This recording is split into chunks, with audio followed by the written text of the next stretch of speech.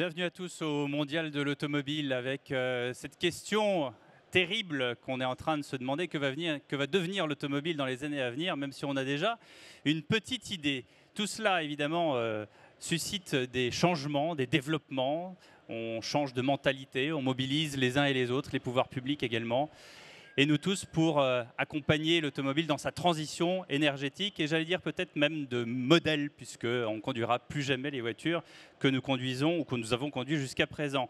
Avec moi pour en parler, vous voyez autour de la table, nous avons Thibaut Guilluy, bonjour. Vous êtes haut commissaire à l'emploi et l'engagement des entreprises. Vous travaillez en étroite collaboration avec Olivier Dussopt, notre cher ministre du Travail. Bonjour à Jean Moureau. Vous êtes le CEO de ACC. On va parler beaucoup batterie avec vous, évidemment. Bonjour à Xavier Chéreau. Vous êtes le DRH de Stellantis Monde, sur vraiment toute la planète. Bonjour à Luc Châtel, qui est le président de la PFA. Bonjour à Xavier Bertrand, le président de la région Hauts-de-France. Et bonjour à vous, Aurélie Feld. Vous êtes la présidente de LHH France, qui est un cabinet de RH et de conseil, notamment sur les ressources humaines. Comment est-ce qu'on peut maintenir l'industrialisation en France? Peut-être avec justement cette métamorphose de l'automobile qui va devenir, et qui devient déjà peu à peu électrique. Avec ça, évidemment, il faut des moyens. Luc Châtel, d'une manière générale, comment est-ce qu'on aborde le sujet avec calme et sérénité, comme on dit d'habitude dans les couloirs des ministères? Je crois que l'industrie automobile a montré à travers son histoire sa capacité d'adaptation, d'innovation, et elle a su franchir les disruptions, les révolutions depuis 100 ans qui se sont confrontées à elle. C'est un défi historique pour nous, puisqu'on touche au cœur même du métier de production de l'automobile. Songez que le moteur thermique, c'était la barrière à l'entrée. Il faut plusieurs milliards d'euros, Xavier, pour développer un moteur thermique. Donc ça calme les ardeurs. Un moteur électrique, c'est différent, c'est beaucoup plus accessible. Et ça veut dire qu'on redémarre à zéro. C'est un nouveau monde. On remet les compteurs à zéro. Et ça veut dire qu'il va y avoir de nouveaux acteurs dans ce monde automobile. On dit qu'il faut 20 personnes pour construire une voiture thermique contre 7 pour une voiture électrique. Je ne sais pas si c'est exactement le ratio, on en parlera tout à l'heure avec Xavier Chéreau. C'est à peu près le ratio et donc ça a des conséquences évidemment sur les entreprises de la filière et sur les emplois. Et donc la question pour la filière automobile française, c'est de se dire qu'est-ce que je fais pour maintenir le tissu industriel existant? Qu'est-ce que je fais pour que les 500 milliards d'euros d'investissement dans l'électrique qui vont intervenir d'ici 2026, j'en capte le maximum en France. La France est 15% de l'Europe en termes de part de marché. Comment on fait pour récupérer 15% des 500 milliards dans notre pays? Alors ça a commencé, on va parler batterie, on va parler moteur électrique, mais c'est tout l'enjeu des prochaines années. Oui, et pour compléter ce que vous dites, il y a à la fois les 15 milliards, il y a le côté structurel, évidemment, les usines, on va en parler notamment avec les usines de batterie, et puis il y a le fait que va devenir mon tourneur-fraiseur, puisqu'on va lui apprendre un métier qui n'est pas du tout le sien. D'abord, cette transition intervient au pire moment de notre histoire, puisqu'on traverse la plus grave crise de l'automobile depuis la guerre. Je rappelle qu'on est encore à moins 30%, le marché, les ventes d'automobiles en France sont encore à moins 30% par rapport à 2019. Et donc ça veut dire qu'au moment où on a besoin de cash, on a besoin d'investir, on a besoin d'innover, les entreprises sont dans des difficultés absolument majeures. Donc l'importance, effectivement, c'est miser sur les compétences. Donc on fait un énorme travail à la filière avec les pouvoirs publics pour faire en sorte d'accompagner cette transition. Il va y avoir des métiers qui vont disparaître, il va y avoir des métiers qui vont émerger. Donc on doit accompagner les salariés dans les métiers qui vont disparaître et on doit investir dans la formation dans les métiers qui vont émerger.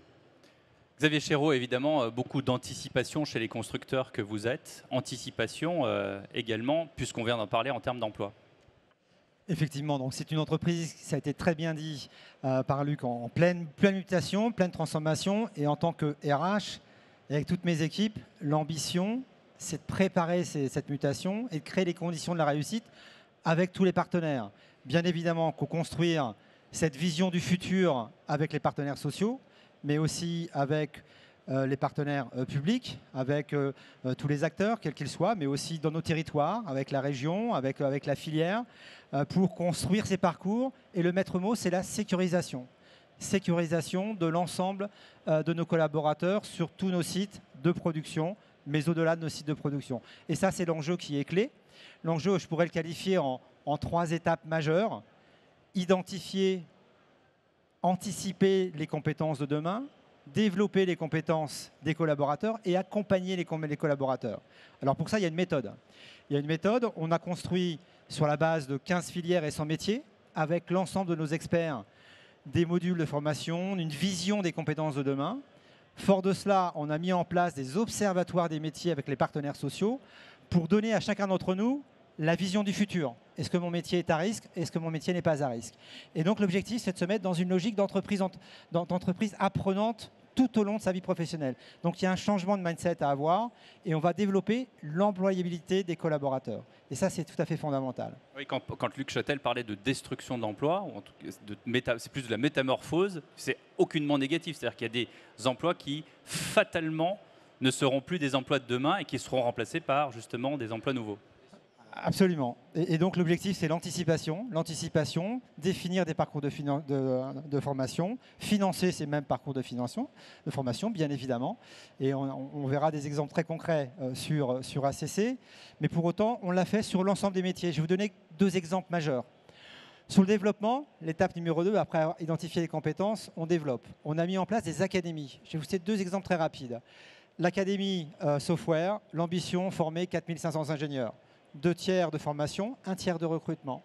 Et donc là, l'objectif, c'est de repenser nos modules de formation. Et on a créé un observatoire qui est composé d'acteurs internes et externes, des plus grandes universités mondiales, mais pas que, également des professionnels, qui permettent de certifier la qualité des modules de formation de l'ensemble des collaborateurs qui vont se mettre dans cette dynamique de software, puisqu'on veut devenir d'un car maker classique une tech company. Donc il y a des enjeux associés extrêmement forts. Deuxième exemple, c'est la transformation vers l'électrification. Donc là aussi une académie. L'objectif, c'est de former à l'horizon fin 2022 70 000 collaborateurs, donc 15 000 en France, vers ces nouveaux métiers avec des parcours qui n'étaient pas sur étagère et qu'il a fallu reconcevoir et mettre en œuvre. Xavier Bertrand, vous avez été évidemment précurseur de tout cela. On croirait presque que vous ayez une boule de cristal avant tout le monde en disant tiens, je vais y aller le premier. C'est surtout parce que, la responsabilité d'un politique, c'est d'essayer d'anticiper au maximum, et c'était de voir quelle serait l'évolution de l'automobile. Et puis 2, je suis aussi un passionné d'automobile. Le mondial, je n'ai pas dû en louper un seul, organisé depuis que je dois avoir 5 ou 7 ans. L'automobile est une passion viscérale, nombre de ceux qui sont ici le savent, ce qui me permet aussi peut-être de voir quelles sont les évolutions. Et je ne voulais pas qu'on manque ce virage, parce que la région des Hauts-de-France, c'est l'une des toutes premières en termes de constructeurs, de sous-traitants, mais aussi de l'ensemble des entreprises de la mobilité, parce qu'il n'y a pas que les constructeurs, et que je vois bien le poids économique et que la première responsabilité d'une région, c'est clairement l'économie, c'est l'emploi. Donc on a été aux avant-postes, on s'est beaucoup battu, je le dis, on a dépensé beaucoup d'argent pour attirer ACC, Envision et maintenant Vercor. Les 3 gigafactories en France sont dans les Hauts-de-France. Et on ne veut pas s'arrêter là parce que pour nous maintenant l'enjeu c'est d'essayer de prendre aussi les positions sur le recyclage des batteries. Pas celles qui seront produites dans la région, mais des batteries qui seront en circulation on en parle beaucoup, sur l'Europe, mais aussi en amont le raffinage du graphite, de façon à nous donner aussi cette forme d'indépendance et d'avoir toute la chaîne. Donc on est engagé là-dessus, on vient de lancer des appels à manifestation d'intérêt. Mais si la région des Hauts-de-France est en pointe dans cette transformation, et si dans 10, 20 ou 30 ans, on aura oublié qui a été le président de région qui a lancé cela, mais derrière que des emplois seront là, ça ne suffit pas.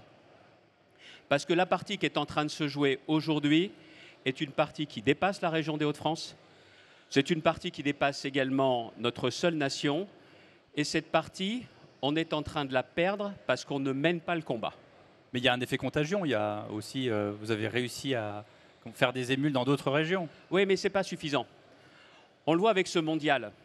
Ce qui est en train de se passer aujourd'hui, c'est que nous avons une avance technologique phénoménale dans tout ce qui est moteur thermique.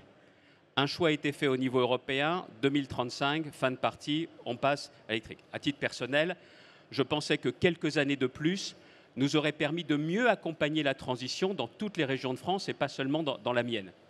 Mais il faut aussi aller beaucoup plus loin que ça. C'est qu'aujourd'hui, la partie, si nous voulons la gagner, elle se fera au niveau européen. Au moment où les Chinois, avec les taxes à l'importation, ne nous permettent pas de rentrer sur leur marché comme eux sont autorisés à le faire chez nous. Au moment où les Américains, et ce n'est pas M. Trump, c'est M. Biden, dit vous bénéficiez d'un bonus uniquement si les batteries sont produites chez nous, et nous on est quoi? Les ravis de la crèche, les naïfs, on va se faire bouffer ce qui est aujourd'hui l'un des piliers de notre industrie, de notre économie. Et encore une fois, je sais qu'il y a différents dirigeants qui ont des positions un peu différentes. Ils disent qu'il ne faut pas avoir peur de la concurrence. Oui, mais la concurrence, quand elle est libre, quand elle n'est pas faussée, la concurrence internationale aujourd'hui, elle est faussée. Et si les Américains mettent en place des mesures comme celle-ci, il faut que l'Europe mette en place les mêmes mesures. Donc industriellement, on a besoin de le faire et je vais aussi aller plus loin. Je ne sais pas si j'aurai l'occasion de reparler ensuite. Non, mais il faut que l'Europe fasse. Alors, de quelle manière? Comment? Parce que c'est bien beau de poser des constats, mais quelle est la solution? Il y a des taxes à l'importation pour rentrer en Chine, alors il y a des taxes pour rentrer en Europe. Et pourquoi on ne le fait pas? Pourquoi on le fait pas? Tout simplement parce qu'il va falloir également qu'on ait un petit bras de fer avec nos amis allemands. Parce qu'on sait que depuis des années et des années, eux, comme ils exportent massivement depuis bien longtemps, ils n'ont pas envie que l'Europe assume ce bras de fer. Il faut ce bras de fer. Les Américains vous disent que vous avez un bonus important quand les batteries sont produites aux États-Unis. Très bien. Alors le bonus en France, le bonus en Europe sera réservé quand les batteries seront produites en Europe. Donc il faut régler la question du couple franco-allemand. C'est pas mince comme affaire, ça, Xavier Bertrand. Oui, mais enfin, vu la façon dont les choses sont en train de se passer, notamment sur l'énergie, je pense que cette remise à plat s'impose et ce sera bénéfique pour toute l'Europe et pas seulement pour l'industrie automobile française. Après, il y a un autre sujet. Et ça sera le dernier. Toujours avec la question des Chinois.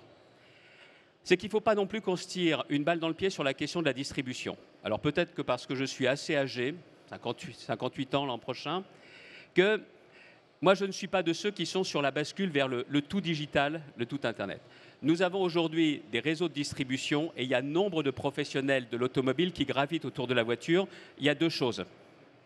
Ne faisons pas un virage trop brutal sur la distribution, parce que si nos distributeurs sont fragilisés, ce sont les Chinois qui vont aller les récupérer.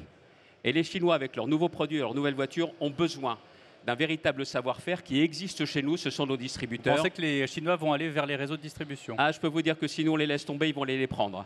Et donc ils vont compenser aujourd'hui le manque de notoriété par justement des hommes et des femmes qui sont de grandes compétences. Et le dernier point sur lequel je veux insister, qu'on arrête de flinguer la voiture dans ce pays et qu'on n'empêche pas nos constructeurs de continuer à parler de la voiture plaisir, de la voiture liberté, qu'elle n'est pas uniquement un engin utilitaire pour se déplacer d'un endroit à l'autre en polluant le moins possible, mais que l'on garde cette dimension de plaisir. Si clairement on ne change pas de discours dans les années qui viennent, il sera beaucoup trop tard pour pleurer sur les emplois qui auront disparu. Ça mérite des applaudissements, s'il vous plaît, pour M. Bertrand. Et merci d'avoir pensé à la distribution. Le réseau Mobilian s'occupe évidemment de tout, tant bien que mal, évidemment, parce que c'est une question épineuse. ACC, mon cher Jean Moureau, alors comment ça se passe? C'est une nouvelle ère qui commence pour vous? ACC est une jeune entreprise, effectivement. Elle a 2 ans d'existence. Elle est soutenue par 3 grands actionnaires, Stellantis, Saft et puis Mercedes. Elle a pour ambition de devenir le leader européen de la fabrication des cellules, des modules de batterie pour les véhicules électriques, permettant une mobilité qui soit durable, bien entendu, et abordable pour tous. Elle répond en fait à 3 grands enjeux de société. Le premier grand enjeu, c'est un enjeu évident de décarbonation. En fournissant aux constructeurs automobiles européens des cellules et des modules de batterie, on permet à des véhicules électriques de rentrer sur le marché. Cet enjeu, il est évidemment indispensable et important pour l'ensemble de la société. Le deuxième enjeu, c'est un enjeu de souveraineté européenne. Vous ne le savez peut-être pas, mais la quasi-totalité des batteries que vous trouvez aujourd'hui dans les véhicules qui circulent en Europe sont conçues et fabriquées hors d'Europe, et principalement en Asie. Et la très grande majorité sont fabriquées en Chine. ACC apporte une solution pour que, enfin, on puisse concevoir, produire en Europe. L'ensemble de nos batteries est conçu dans notre centre de R&D qui se trouve à Bruges, dans la banlieue de Bordeaux. Nous avons, en 2 ans, réuni plus de 400 ingénieurs et techniciens dans ce centre d'expertise. La deuxième étape de notre roadmap a été de construire une usine pilote soutenue par la région Nouvelle-Aquitaine, à Nersac, dans la banlieue d'Angoulême. Cette usine a été inaugurée moins de 18 mois après la naissance d'ACC, en mars 2022, mars de cette année. Et cette usine, elle teste l'ensemble des équipements que nous allons très prochainement assembler dans notre usine de Billy-Berclos, qui se trouve dans la région Hauts-de-France, avec pour ambition de démarrer la production au 2e semestre de l'année 2023. Donc, imaginez, ACC créé en août 2020, 2 ans et demi après, 3 ans après, vous avez des batteries à disposition de nos clients, les constructeurs automobiles, des batteries conçues en France, des batteries fabriquées en France. C'est une vraie révolution dans un rythme extrêmement soutenu, parce que la transition vers l'électromobilité nécessite qu'on aille à cette vitesse-là. Jean Moreau, nous ne connaissons pas ces usines particulièrement bien. Je reprenais mon exemple du tourneur-fraiseur qui, évidemment, les mains dans le cambouis, c'est fini tout ça. C'est plus un laboratoire avec des scaphandres. C'est entre le laboratoire alimentaire et l'usine de parfum et le labo de physique. Alors, vous touchez à un des enjeux de cette table ronde sur la transition professionnelle. Je voudrais simplement compléter un point. Ça tombe bien parce que comme il en a question... Voilà, je voudrais simplement compléter un point. Le 3e enjeu auquel contribue ACC, c'est un enjeu de réindustrialisation. Ça a été évoqué, l'industrie automobile vit une transition très forte et il y a des emplois qui vont disparaître parce que des activités vont disparaître. Notre approche est une approche, j'allais dire, responsable. Les gigafactories que nous sommes en train de construire en France, bientôt en Allemagne et en Italie, sont construits soit sur des friches industrielles, soit sur des sites industriels dont l'activité est amenée à péricliter dans le futur. Et ça, c'est extrêmement important pour nous parce qu'on ne remplace pas des forêts et des champs agricoles par des usines. On réutilise un capital existant, capital technique, capital logistique, et puis bien sûr un capital humain, et on va y revenir. Sur l'aspect du procédé de fabrication, c'est vrai que fabriquer des batteries, finalement, c'est très technologique. Et on se rend compte à quel point, une fois qu'on commence à mettre les doigts dedans, c'est un boulevard de créativité pour des ingénieurs, pour des techniciens. On couvre des aspects de physique fondamentale autour de l'électrochimie. On a des procédés de fabrication par induction qui sont extrêmement complexes, à forte vitesse. On a aussi des processus de découpe et d'assemblage des électrodes qui font appel à de la mécanique haute vitesse. On a tout un processus qu'on appelle de formation électrique. Vous prenez une cellule, elle est une cellule de batterie, elle a ses électrodes, elle est inerte, vous la remplissez et vous la mettez dans un cycle de charge-décharge pour lui donner vie, en fait, pour qu'elle devienne une vraie cellule de batterie. Ça fait appel aussi à des phénomènes électrochimiques et électriques extrêmement complexes avec des énormes armoires sur lesquelles vous venez charger, décharger vos cellules de batterie. Donc il y a énormément de technologies. Et après, dans le processus de fabrication, il y a une particularité qu'on retrouve dans l'industrie des semi-conducteurs, des fabrications de cartes par exemple, qui est la nécessité d'une propreté absolue et d'un taux d'humidité absolument maîtrisé. Et donc l'ensemble de notre processus de fabrication se fait dans ce qu'on appelle des salles sèches, qui sont des salles à très faible empoussièrement et avec des taux d'humidité ridicules, puisque le point de rosée est en règle générale autour de moins 40 degrés. Ça fait appel évidemment à des compétences de conduite des installations, de manipulation des produits chimiques qui sont très particulières et donc avec un parcours de formation extrêmement important. Et alors une question très très précise et une réponse courte. Est-ce que ça nécessite des gens, j'allais dire, tout neufs, qui sortent vraiment d'une formation très très précise, ou est-ce que ça peut susciter des reconversions justement de personnel qui travaillait dans l'automobile, dans les usines classiques? Alors, je vous l'ai dit tout à l'heure, une de nos grandes contributions, c'est la réindustrialisation sur des sites ou dans des bassins d'emploi qui ont une activité industrielle en baisse. Et donc le sujet de la reconversion et de la transition, il est essentiel. Il présente aussi un avantage. Quand vous créez une usine de batterie au nord de la Suède, pour des raisons évidentes d'accès à une énergie propre et pas chère, l'énergie hydraulique, votre principal sujet, c'est les compétences. Parce qu'au nord de la Suède, il n'y a pas beaucoup de monde. Oui, mais donc vous me répondez à moitié. Est-ce que c'est plutôt des gens neufs ou des gens... Quand vous êtes sur un site, dans un bassin d'emploi déjà industriel, vous avez accès à une main-d'œuvre qui est qualifiée pour l'industrie, qui n'est pas qualifiée pour nos propres besoins. Et c'est là que rentre en compte le processus d'accompagnement et de transition. Alors Xavier Chéreau a peut-être une réponse sur ce point-là, parce qu'il se saisit de son micro. Il ne fonctionne pas. Si, on vous donne la parole. Vous m'entendez là? Ah, c'est bon. Oui, effectivement, mais comme l'a bien dit Jean, c'est un enjeu de reconversion. Il y a à la fois des nouvelles compétences et des compétences présentes qu'il va falloir développer.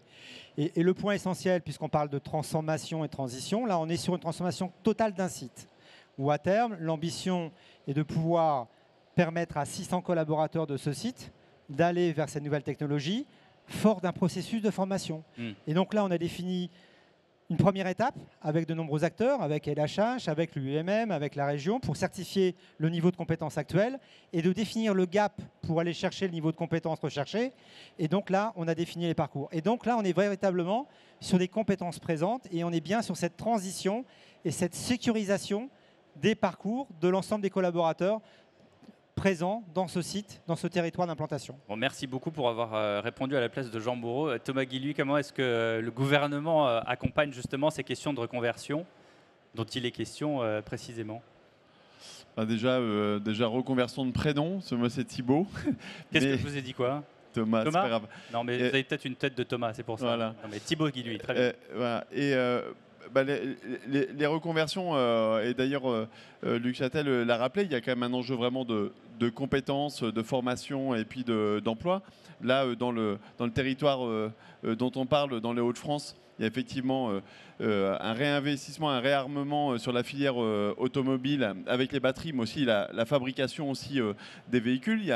On est quand même en train de parler de plus de 10 000 créations d'emplois, 10 000 besoins d'emploi d'ici 3 ans.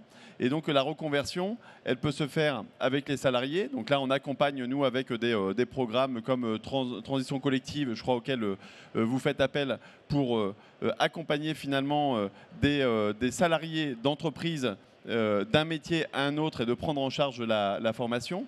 Il y a évidemment tout ce qui est formation initiale, parce que ce qu'on oublie peut-être de dire, c'est que ça ouvre un champ des possibles à la fois pour des ingénieurs de haut niveau, mais aussi pour des premiers niveaux de qualification, hein, du bac -3 au bac +5. Et donc, en fait, il faut toute une palette d'outils pour accompagner. Évidemment, on a les écoles d'ingénieurs, les écoles de commerce qui peuvent accompagner cela, les universités.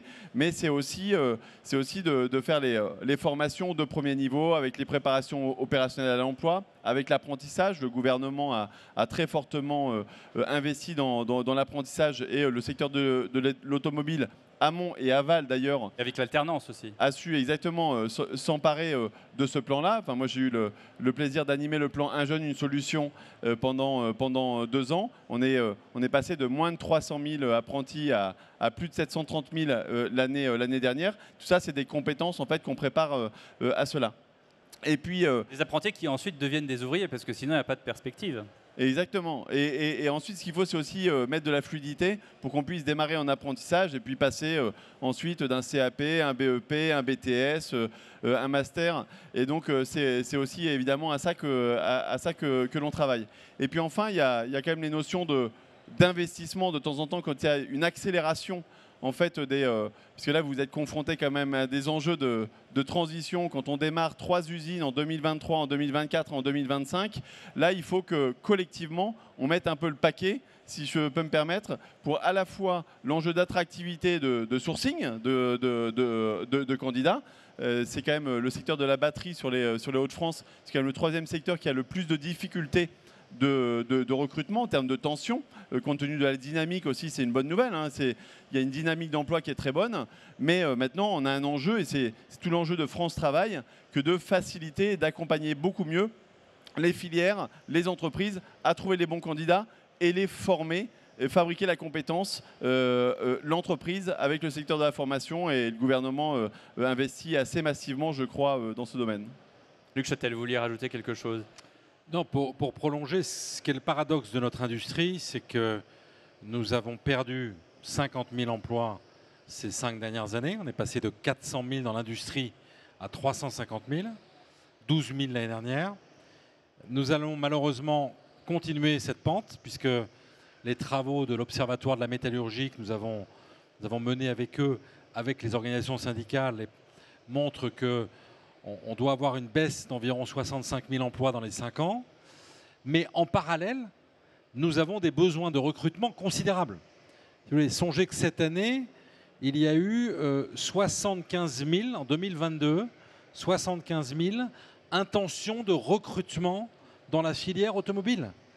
Donc on va avoir besoin des formations, on va avoir besoin des personnels qualifiés dans les prochaines années au futur métier de l'automobile.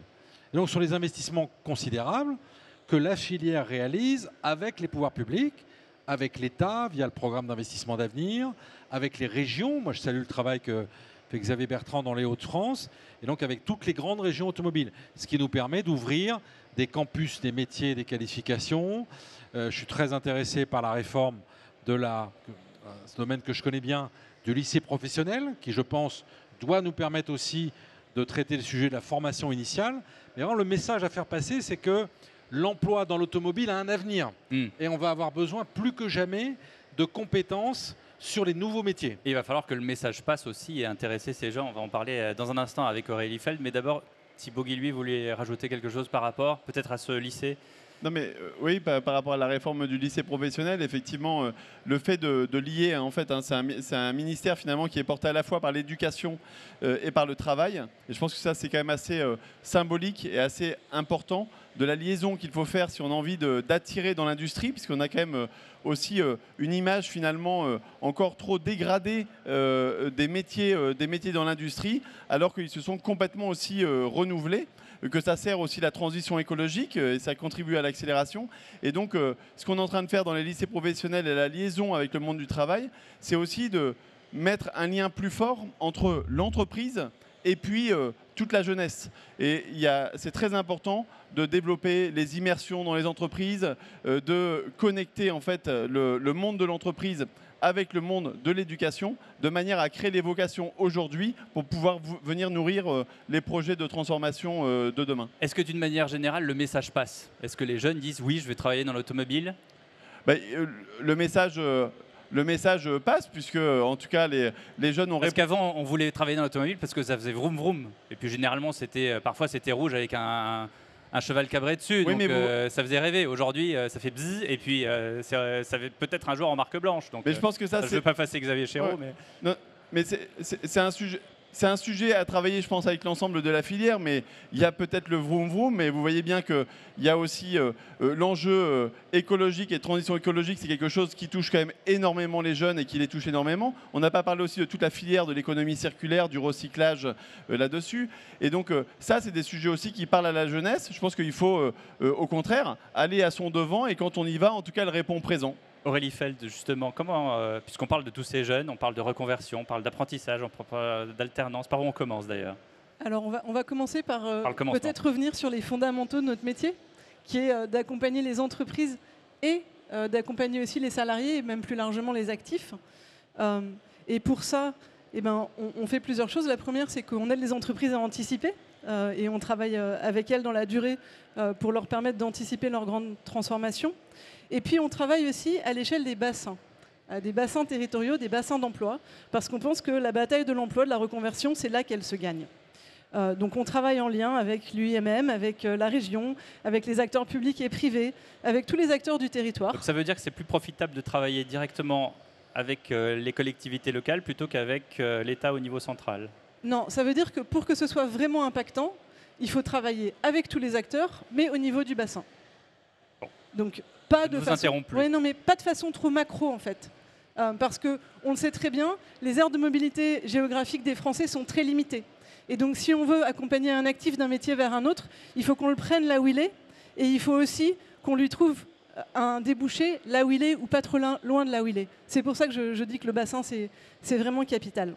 Et donc nous, notre métier, c'est de prendre le sujet par les compétences. Et comment est-ce qu'on prend le sujet par les compétences ? D'abord, on essaye de définir les compétences dont on va avoir besoin.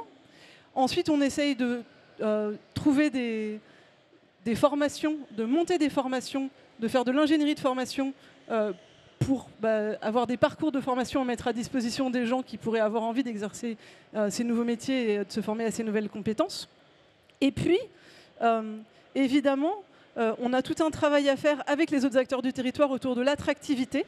Ça passe par la certification. C'est très difficile d'attirer des gens vers des filières qui n'ont pas encore de diplôme ou de certification reconnue. Et quand c'est un nouveau métier... Donc c'est plié pour mon tourneur-fraiseur. Est-ce que c'est plié pour le tourneur-fraiseur ? En tout cas, il a un grand avenir s'il accepte de rentrer dans un parcours de reconversion. Est-ce que le parcours de reconversion est plus cher ? Non, alors l'idée c'est que ça soit pas plus cher pour la personne. C'est brutal qui ce le que vit. je dis, mais en même non, temps, voilà, bien sûr, je comprends. La vraie barrière à l'entrée, elle n'est pas financière en fait, parce que très souvent, avec l'ensemble des acteurs du territoire, on trouve des leviers de financement. La vraie barrière, elle est surtout psychologique. C'est assez difficile quand on a exercé un métier pendant 20 ans, de se dire que d'un seul coup, on va faire autre chose. Même aujourd'hui, alors qu'on parle bien de la sûr, grande démission, de la reconversion. Monsieur Moureau en parlait tout à l'heure. Entre une chaîne de montage thermique et son usine, il y a un monde. Ça ne se ressemble pas du tout. Et donc, emmener des gens qui connaissent une chaîne de montage thermique vers ce monde nouveau qu'ils ne connaissent absolument pas, ce n'est pas évident. Ça s'accompagne vraiment, ça se sécurise, comme le disait Xavier Chéreau. Il faut que les gens se sentent, quand ils sont salariés notamment, libres de pouvoir faire machine arrière jusqu'à la dernière seconde. Ça, c'est une vraie condition de leur engagement. Et puis, il faut les sécuriser en leur expliquant, en leur démontrant tous les débouchés qu'il peut y avoir. Il y a deux choses qui sont paradoxales. C'est que d'un côté, je reprends mon tourneur-fraiseur qui va devenir un constructeur de batterie. Bon, c'est difficile, il y a effectivement un monde. Mais d'un autre côté, il est sur le territoire depuis 10, 15, 20 ans, 25 ans. Il a ses enfants qui sont scolarisés à tel endroit. C'est difficile de dire du jour au lendemain, je vais partir avec toute ma famille et je vais m'installer ailleurs, faire un autre métier. Mais c'est pour ça. Alors comment est-ce qu'on fait pour combiner les deux ? C'est pour ça que l'idée, c'est de reconvertir des friches industrielles et de partir de bassins dans lesquels il y a déjà des compétences qui sont peut-être pas exactement les compétences dont on a besoin, mais qui sont des embryons de compétences sur lesquels on va pouvoir développer les compétences dont on a besoin. Xavier Chéreau, parole de DRH, comment ça se passe ? Même si évidemment vous n'êtes pas... je veux dire en frontal avec tous les dossiers, mais... Plusieurs réponses, plusieurs aspects au regard de votre question. Bien évidemment, comme tu l'as très bien dit, il y a effectivement des réponses locales. Là, sur l'exemple d'ACC, on est vraiment sur la transformation d'un site en tant que tel qui va basculer sur une nouvelle activité en proximité. Donc, on n'a pas cette problématique géographique que vous évoquiez. Donc, c'est vraiment une réponse très concrète, très factuelle. Et au regard aussi de notre ambition de donner un avenir sur la phase après-thermique sur l'ensemble de nos sites, 12 sites en France, sur 7 régions. Et donc, on donne, au regard de l'allocation de nos produits, 12 véhicules électriques à l'horizon 2024, 1 million de véhicules qui sont produits. Eh bien, on donne une perspective d'avenir, et vous l'évoquiez tout à l'heure, à tous les profils, que ce soit des profils internes, sur tous les métiers, de l'ouvrier à l'ingénieur. Il y a des reconversions et il y a des évolutions, mais également en attractivité. On va effectuer cette année, à titre d'exemple en France, 1500 recrutements sur l'ensemble des métiers. Et ce que je peux vous dire, c'est que l'attractivité, elle est forte sur le métier de l'automobile. Il faut continuer à communiquer, il faut continuer à donner du sens et de la visibilité. Mais aujourd'hui, ne serait-ce que pour vous donner un exemple très concret, y compris sur les métiers très technologiques, très software, on a près de 18 000 CV aujourd'hui à date à étudier. Donc on voit bien que cette activité, elle est présente et il faut continuer à donner des perspectives d'avenir, comme le disait tout à l'heure Xavier Bertrand et Luc Châtel, pour donner cette vision. Oui, il y a une transition majeure à faire. Oui, on doit avoir une attitude responsable. Cette transition. Elle vous coûte de l'argent. Il faut la financer. D'où aussi les partenariats que nous avons avec les acteurs, avec les partenaires, avec la filière, avec les régions, qui contribuent à la réussite, à créer les conditions de succès. Mais c'est tout à fait essentiel. Il y a un avenir qui est positif et qui peut être joyeux sur l'électrification de nos activités. Jean Moreau. Oui, je voudrais revenir sur une chose et puis vous donner un petit exemple pour aller dans le sens de ce que Xavier vient d'évoquer. D'abord, revenir sur l'attractivité de l'industrie. Si je prends le temps de vous expliquer en quelques secondes le processus de fabrication d'une batterie, qui est un objet finalement assez simple quand on regarde de l'extérieur, dans ce mondial. C'est simplement pour vous dire à quel point la diversité des métiers, les techniques de production, les techniques de fabrication qu'il y a derrière, de conduite d'installation, sont des gisements pour des jeunes pour apprendre et pour se développer. Et en lien avec ça, je vous prends un petit exemple. Notre première Gigafactory, dont la production va démarrer dans le courant de l'année prochaine, comme je l'ai dit, bien entendu, on a déjà commencé à embaucher, on a déjà commencé à recruter et à former. Nous n'avons pas le meilleur lieu de formation pour nos propres technologies, ce sont nos sites. Nous avons, je l'ai dit tout à l'heure, une usine pilote à Nersac à Angoulême qui accueille aujourd'hui 50 ouvriers, techniciens, ingénieurs qui viennent du site de Stellantis et qui, depuis des mois, apprennent leur futur métier. Et ils l'apprennent d'autant mieux qu'ils sont mis directement devant les machines, devant les problèmes à résoudre. Et ce qui est passionnant quand vous écoutez ces gens-là, qui viennent effectivement du monde de la mécanique. Alors ce sont des ouvriers professionnels, ce sont des techniciens, ce sont des gens qui ont une expérience technique acquise, qui peuvent valoriser. Eh bien, ils nous disent deux choses. Un, la batterie, c'est super technologique. Deux, je m'éclate dans ce que je fais. Parce que je conduis des installations qui sont d'une technologie à laquelle je n'avais jamais eu accès avant. Voilà le message qu'il faut passer aux jeunes. Parole, témoignage. Xavier Bertrand, tout à l'heure, je posais cette question un peu insidieuse de savoir si ça se passait mieux au niveau des collectivités locales ou de l'État. En fait, c'est une fausse question que je pose, non? Je ne sais pas, vous aviez quoi derrière la tête? Ah bah non, je vous écoute. Est-ce que vous êtes complémentaires? Oui. Évidemment. Et à quel niveau? Pour que les gens comprennent bien. Il y a des combats qui doivent se mener dans des enceintes qui sont des enceintes très politiques. Je l'ai dit tout à l'heure sur la question de l'Union européenne et les politiques nationales que l'on décide de mener. Ensuite, ça a été dit tout à l'heure, si on veut sur les questions d'emploi, sur un bassin d'emploi, trouver les bonnes solutions, ça ne peut pas se faire au niveau de l'État central. C'est toute la logique de la République des territoires à laquelle je crois profondément, c'est qu'il y a une clarification entre ce que fait l'État central et ce qui se fait dans les territoires, y compris avec l'État. Moi, j'ai pas envie. On appelle la décentralisation. Non. La décentralisation, c'est pas ça. C'est uniquement un transfert de compétences. Moi, je préfère qu'un préfet ait plus de pouvoir qu'un directeur d'administration centrale, parce qu'au nom de l'État, il sait exactement quelles sont les réalités d'un territoire. C'est pas de filer tout le pouvoir aux élus. C'est que je souhaite que les acteurs de l'emploi, au niveau régional, aient de vraies marges de manœuvre. J'ai pas envie de bosser sans Pôle emploi. Au niveau régional. J'ai pas envie de bosser sans l'État, j'ai pas envie de bosser sans les OPCO, j'ai pas envie de bosser sans les industriels. La seule chose, c'est qu'il ne faut pas qu'on soit obligé de demander la permission de faire. Donc c'est ça la nouvelle articulation. Et très clairement, sur les sujets, je voudrais revenir dessus, moi je ne m'inquiète pas sur la question d'attractivité. On a un défi majeur dans la région parce qu'avec les 3 usines, on doit justement donner ce sourcing. On doit. Mais ça veut dire qu'il faut aussi aller beaucoup plus loin. Il était question tout à l'heure de la réforme du bac professionnel. Là, la question est simple. Est-ce que ça se décidera au niveau de l'État ou est-ce qu'on fera confiance dans les territoires? On va plus loin. Il faut commencer plutôt au collège avec l'orientation. C'est-à-dire que moi, j'ai bien l'intention, sur un dispositif un peu original qu'on a mis en place dans la région, proche orientation, que les dirigeants d'ACC, notamment les 50 qui sont là, puissent accepter de passer une demi-journée dans les collèges et dans les lycées en disant hey, voilà les nouveaux métiers de l'automobile. Et ce n'est pas à 1000 km de chez vous, c'est à 10 km de chez vous. C'est justement tout ce continuum qu'il faut mettre en œuvre.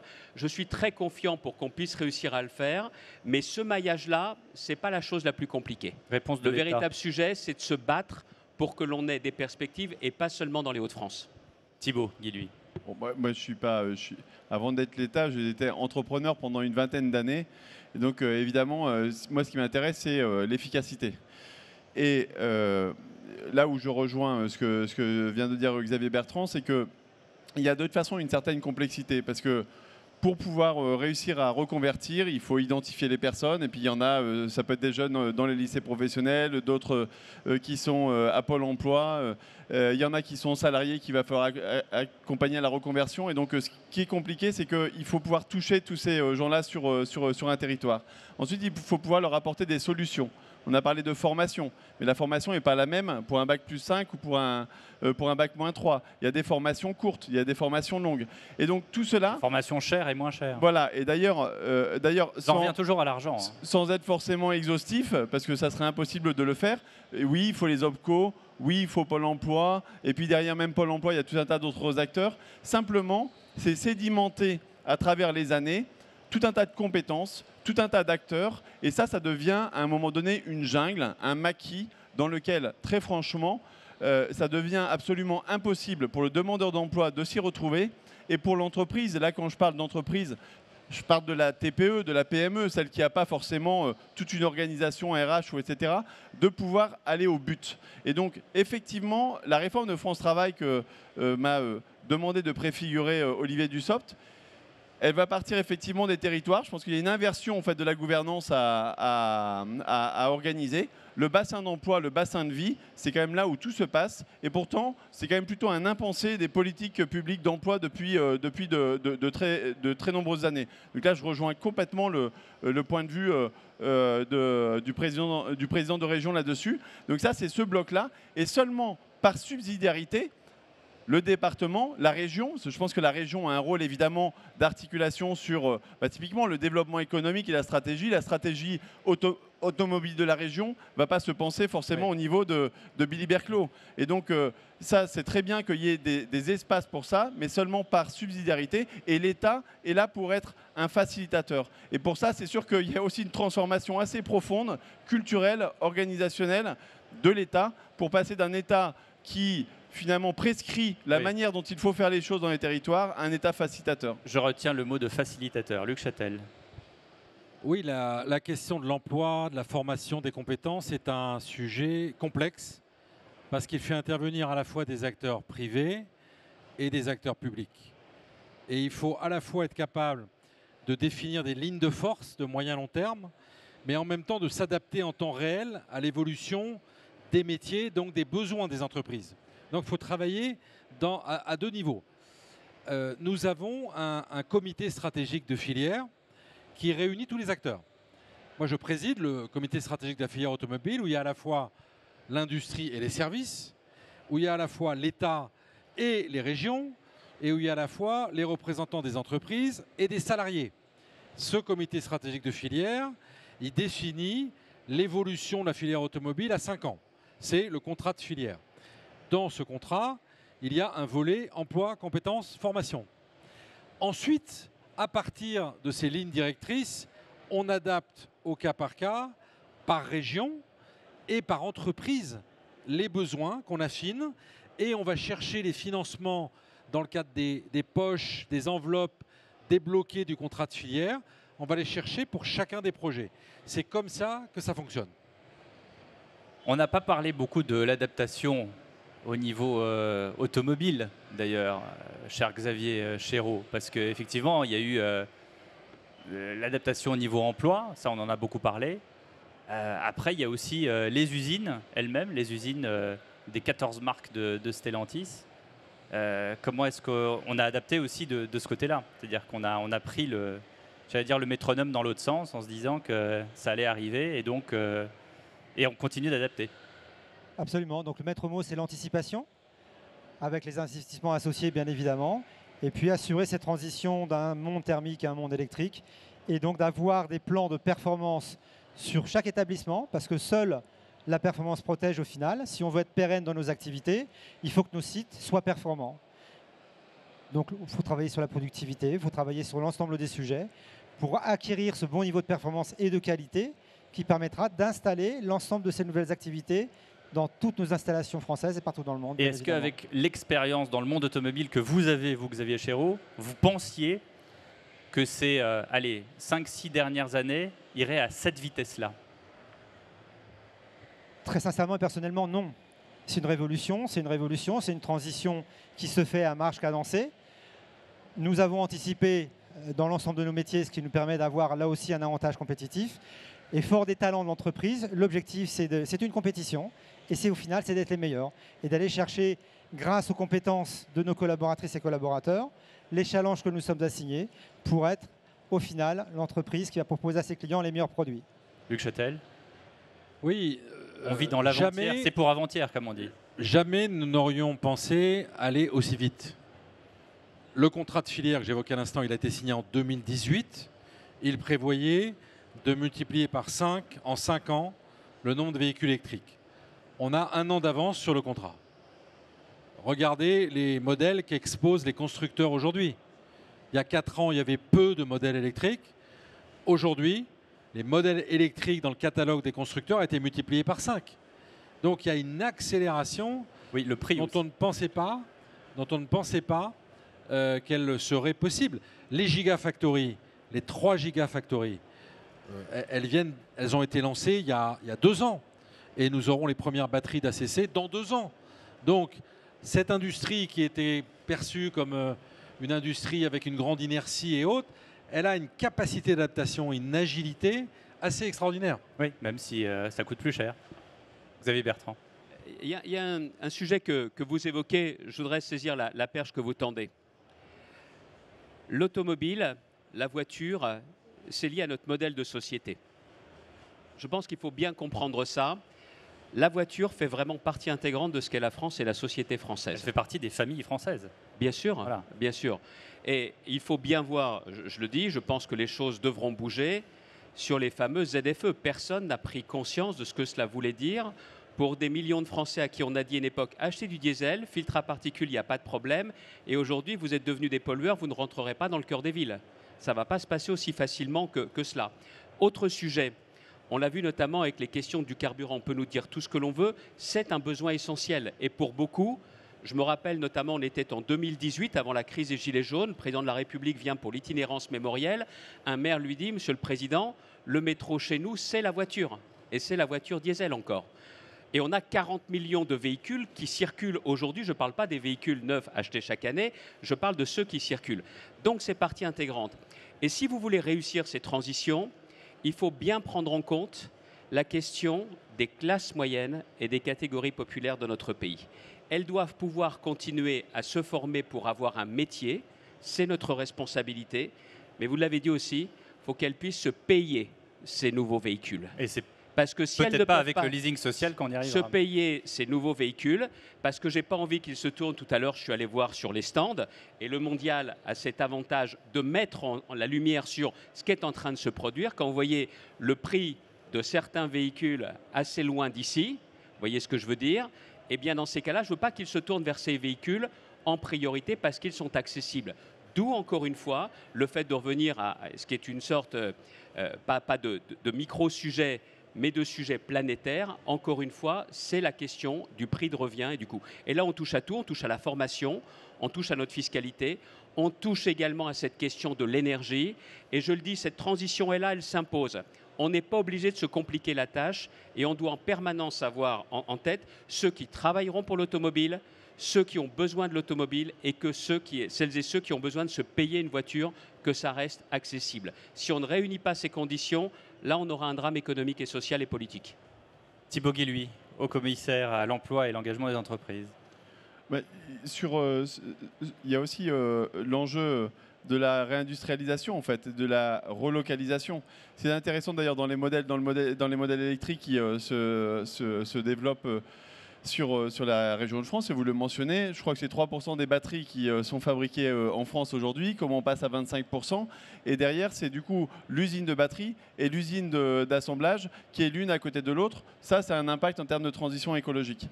C'est là que la voiture est moins chère, non? C'est ça?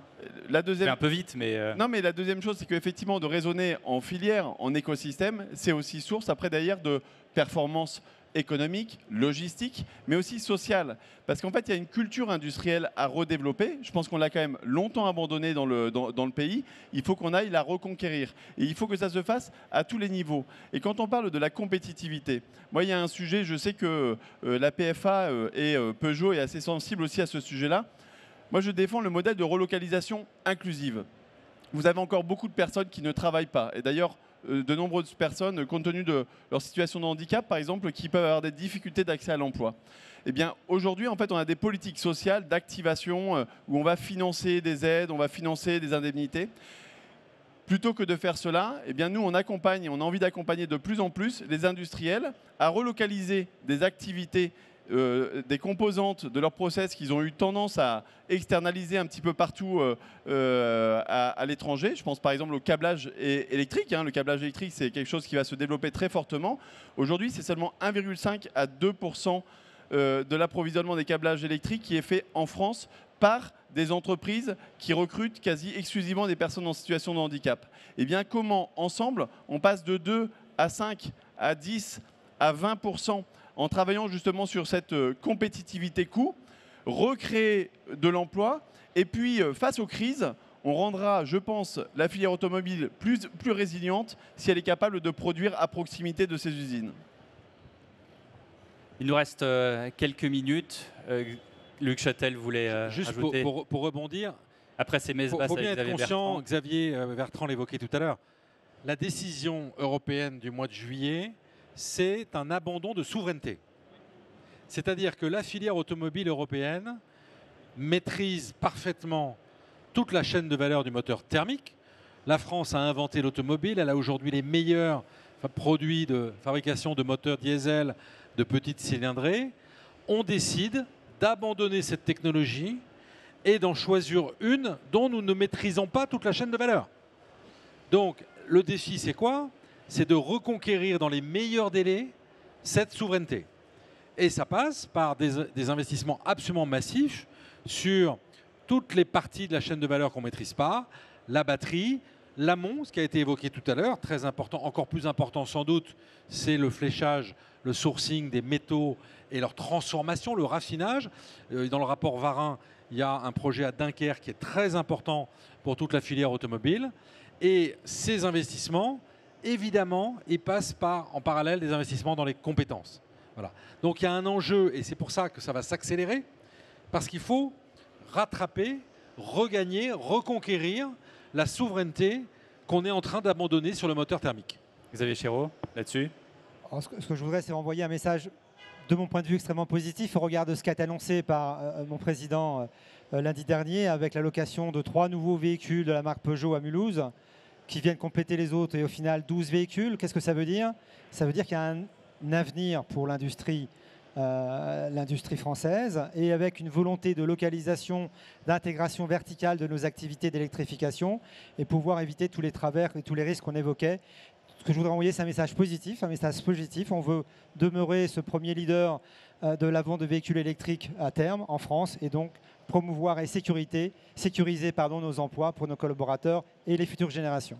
L'appel est lancé, et je rebondis sur ce que disait Xavier Bertrand tout à l'heure, comme quoi on aurait peut-être pu attendre quelques années encore après 2035 pour enterrer le thermique. Alors justement, chez les constructeurs, Xavier Chéreau, on fait comment là? On va avoir une grande cérémonie en 2035, on va enterrer le moteur thermique, on va faire venir des pleureuses, on va faire une marche funèbre, on fait quoi?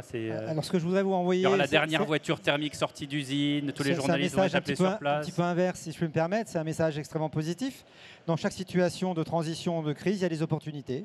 Il y a une opportunité au regard de ce que nous sommes en train de faire, de pouvoir reconquérir aussi des marchés et de développer une stratégie qui va nous permettre de développer de manière pérenne nos activités et de façon très positive. Et je le redis avec mon regard de DRH, c'est une opportunité de développer des nouvelles compétences, d'attirer de nouveaux talents et de préparer l'avenir et le futur de la voiture de manière plus joyeuse que décrite parfois. Donc c'est un peu la voiture est morte, vive la voiture. Elle n'est pas morte. L'objectif, c'est de développer, de continuer à travers cet outil de passion. Et si, il y a un dauphin. Donc Et comme le disait tout à l'heure Xavier Bertrand, travailler sur le côté abordable de la voiture, le côté propre de la voiture, le côté sûr de la voiture, et toujours le côté passion de la voiture. Ah, quand même. Merci beaucoup, madame et messieurs. Merci beaucoup de nous avoir éclairés sur ce sujet. Et très bon mondial à vous.